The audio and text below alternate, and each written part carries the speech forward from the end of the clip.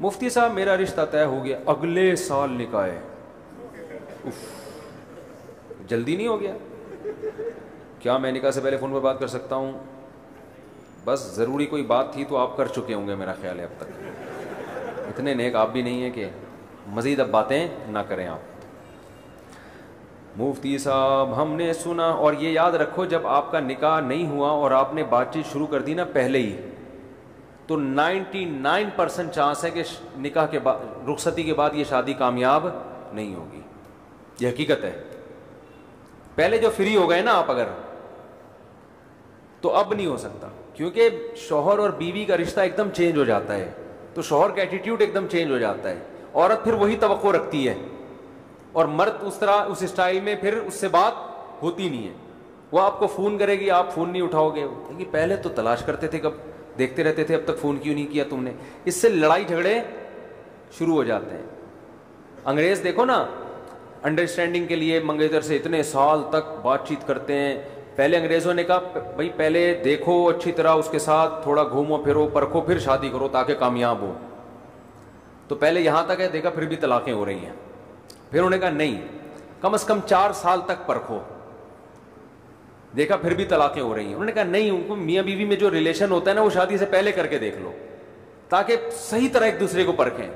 پھر بھی طلاقیں. پھر انہوں نے کہا اور آگے جاؤ، بچے بھی پیدا ہو جائیں، شادی سے پہلے بچے پیدا ہوں تاکہ ہمیں پتہ چلے بچے پیدا ہونے کے بعد ہم ایک دوسرے کو برداشت کر سکتے ہیں. تو انہوں نے دیکھا ہاں بھائی بچے پیدا ہو گئے، بڑے ہو گئے ماشاءاللہ، اب ابا کی شادی میں اب تمبو لگا رہے ہیں، کرسیاں لگا رہے ہیں وہ بچے نا. تو اتنا میچور ہونے کے بعد شادی کرتے ہیں، پھر بھی طلاق ہوتی ہے. تو شادی سے پہلے جو ریلیشن ہوتا ہے نا وہ الگ نوعیت کا ہوتا ہے، شادی کے بعد وہ بالکل چینج. تو اس لیے شریعت نے ایک باؤنڈری کھینچ دی ہے، ایک نظر دیکھ لو، یہ تمہارا حق ہے. اتنا ہی مخمسے میں کہ پتہ نہیں ملنے والا کیا ہے آپ کو.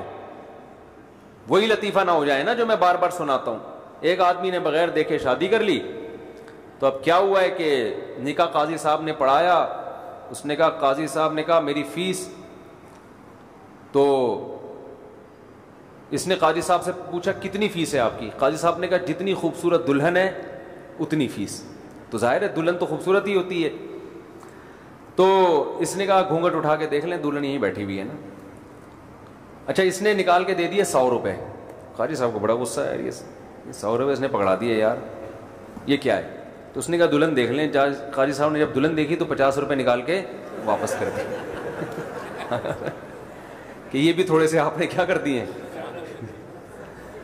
تو حکم ہے ایک نظر دیکھ لو. تو یہ صحیح ہے، بس اتنا، اس سے زیادہ نہیں، اس سے زیادہ نہیں. اس سے زیادہ آپ دوسروں سے معلومات کروا لیں، بھئی یہ لڑکی اخلاق کی کیسے ہے، نماز پڑھتی ہے، پردہ کرتی ہے. فری ہونے کی کوشش کریں گے تو اللہ کی حدود سے تجاوز ہے، اس کی سزا